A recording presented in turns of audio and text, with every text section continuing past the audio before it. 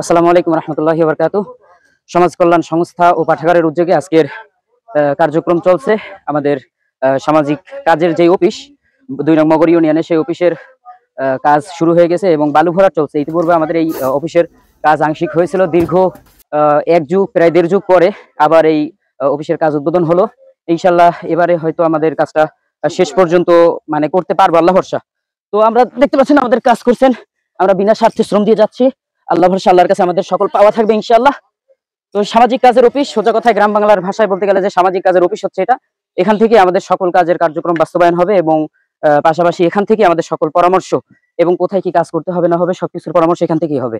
তো সকল ভালো থাকবেন, সুস্থ থাকবেন। আর বিশেষ করে একটা বিষয় আপনাদেরকে জানাতে চাচ্ছি যে আগামীকাল অর্থাৎ 18ই নভেম্বর এই জায়গায় আপনার বৈঠক বসবে, টিম বৈঠক, যে এইখানের কমিটি নির্বাচিত হবে। তো সেই উপলক্ষে কালকের ইনশাআল্লাহ বৈঠকের আয়োজন করা হয়েছে।